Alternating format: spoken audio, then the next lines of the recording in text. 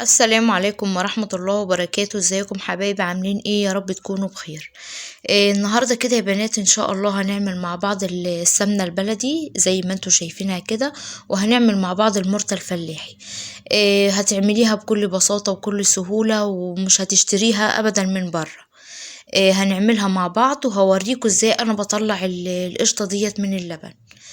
انا هنا عندي بجيب اللبن طبعا بغليه. بحطه في حلة كده الاول وبعد كده بغليه وبسيبه لما يبرد معايا وادخله التلاجة زي ما انتوا شايفينه كده. يعني بغليه من بالليل واحطه في التلاجة اطلعه تاني يوم يعني. طبعا ديت العلبة ديت كانت عندي، بدبق فيها القشطة وبحطها في الفريزر. يعني كل ما بجيب لبن بغليه وبطلع من عليه القشطة ديت كده واحطها في العلبة واحطها في الفريزر عندي. وزي ما انتوا شايفين انا شلت كده القشطة من على وش اللبن وهي بنات. وما شاء الله انا العلبة ديت طبعا موجودة عندي على طول بدبق فيها القشطة. وما شاء الله لما بتتملي كده بعملها سمنة بلدي وبعملها للمرتة الفلاحي زي ما انتوا شايفين. وبعد كده انا جبت حلة عندي هحط فيها القشطة زي ما انتوا شايفينها كده. بسم الله ما شاء الله، يعني القشطة دي طلعت معايا كيلو سمنة بلدي. اهي كده بعد ما حطيت القشطة طبعا في الحلة زي ما انتوا شايفينها كده، هحط الحلة دي كده على النار. اهي انا كده حطيت الحلة على النار طبعا وهقلب فيها لغاية لما تبدأ ان هي تغلي معايا. وبعد كده انا كان عندي زي 5 قطع كده من الزبدة كانت عندي في الفريزر، حطيتها برضو مع القشطة دي عشان خاطر نعملها سمنة بلدي. اهي كده خلاص القشطة يعني بدأت ان هي تغلي معايا اهي من الحروف. بكده بدأت ان هي تغلي طبعا مش هسيبها خالص، هتدني واقفة جنبها اقلب فيها على طول. اهم حاجة مش تسيبيها خالص، على طول ايديكي فيها بتقلبي فيها على طول. اهي بنات كده يعني. لازم برضو تخلي بالكوا لان القشطة طبعا وانت بتحطيها لو مش خليتي بالك منها ممكن تفور وتقلب من الحلة. اهي زي ما انتوا شايفينها كده بدأت ان هي تغلي، وطول ما انا بقلب فيها دايما بلم الحروف بتاعة الحلة كده عشان الحلة مش تتحرق معايا. اهي كده وهي بتغلي اهي يا بنات.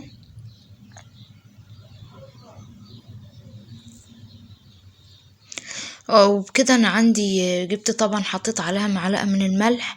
ده طبعا حسب راحتك، انت عايزة تزودي الملح عايزة تقللي الملح يعني ايه. ده طبعا راحتك انت، الحدق اللي انت عايزاه لإلها. اهي كده انا بوريكم القشطة هي طبعا بدأت ان هي خلاص تعمل حبيبات اهي.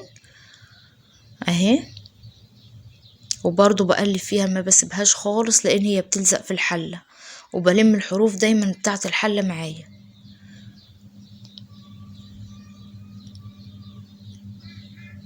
اهي انا كده بوريها لكم كده من قريب اهي.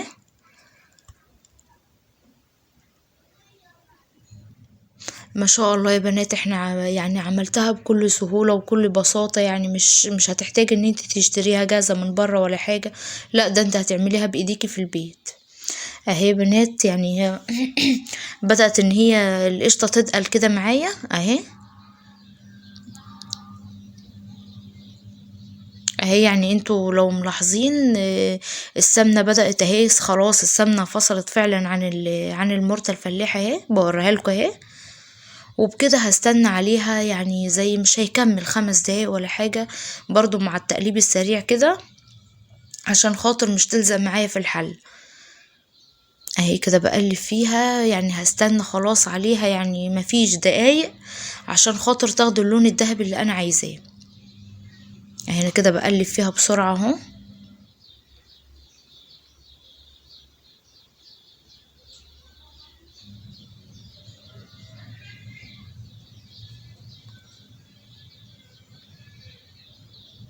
اهي كده ما شاء الله يعني عملت الحبيبات اهي خلاص، يعني فاضل حاجات بسيطة خالص وهتاخد لون معانا.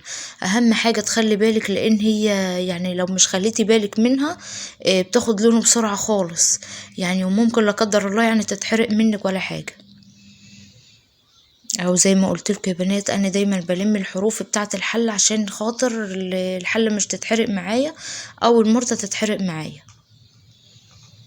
اهي كده بسم الله ما شاء الله. اهي خلاص يعني يعني ما تاخدوا اللون الذهبي اللي انت عايزاه تطفي عليها، عشان خاطر السخونة بتاعتها بتخليها ايه يعني تحمر زيادة عن اللازم. اهي انا كده فعلا طفيت عليها، وبعد كده سبتها لما هديت معايا اهي زي ما انتوا شايفينها كده. اهو انا كده بوريكم المرتب وبوريكم السمنة البلدي، وبعد كده هسيبها لغاية لما تبرد معايا خالص، وهنعبيها مع بعض في البرطمان. اهي يا بنات كده بعد ما بردت معايا، طبعا انا جبت عندي برطمان ازاز، البرطمان دوت مغسول كويس جدا، وعندي علبة الحلاوة الفاضية دي هحط فيها المرتة. وبكده انا هبدأ طبعا اشيل السمنة البلدي احطها في البرطمان كده معايا. اهو كده ما شاء الله، يعني مش قادرة اقولك كانت ريحتها عاملة ازاي، كانت ريحتها جميلة خالص. غير طعمها طبعا، ويعني كانت جميلة خالص، وان شاء الله هتعمليها بكل سهولة. اهو انا كده عندي البرطمان ده كيلو يا بنات، انا كده عملت السمنة كده اهي زي ما انتوا شايفينها. وبعد كده المرتة دي طبعا هعبيها معايا في العلبة اللي هي بتاعة الحلاوة الفاضية اللي انتوا شايفينها دي. اهو كده هبدأ ان انا اعبي المرتة معايا.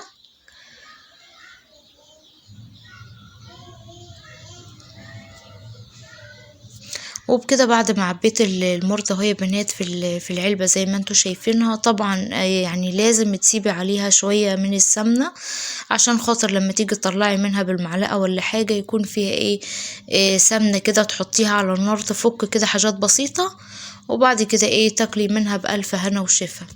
اهي زي بوريها لكم، هي طبعا يعني السمنة دي طلعت معايا زي نص كيلو، اللي هي المرتة معلش، المرتة طلعت معايا زي نص كيلو، والسمنة طلعت معايا كيلو زي ما انتوا شايفينها كده. ما شاء الله حاجة جميلة خالص وحاجة مضمونة يعني، وانت اللي عاملاها بايديكي في البيت، وان شاء الله هتعتمد الوصفة ديت وهتعمليها وهتجربيها ان شاء الله. والسلام عليكم ورحمة الله.